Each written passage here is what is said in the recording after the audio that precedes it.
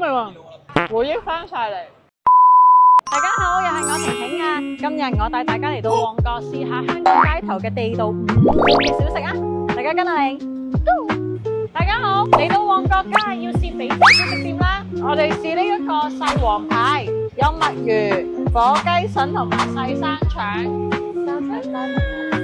嚟到旺角一定要試呢度嘅街頭小食啊，係廣式獨特風味嚟㗎，出我哋香港嘅飲食文化氣氛啦。依家天氣熱辣辣，我哋過嚟飲翻杯椰汁啊！頭先食完呢個肥仔小食之後，我哋可以行過嚟試下呢一個椰汁大王㗎。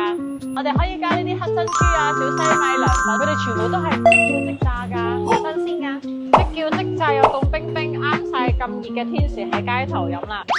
正，我意思。講到香港嘅街頭小食，梗係離不開腸粉啊、燒賣啊。咁我哋而家去試下先。哇！呢個魚蛋啊，記住啊，只係收現金。食腸粉咧，梗係要多醬啦，醬汁先係靈魂啊，晶瑩剔透。啊，好嘢！正啊！我哋一齊感受下香港街頭小食嘅氣氛啦。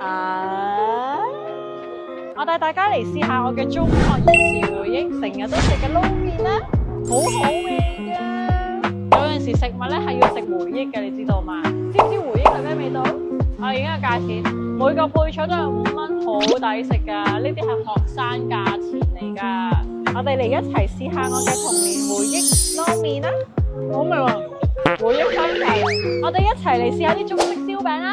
係一個紅豆沙燒餅啊，仲要收現金。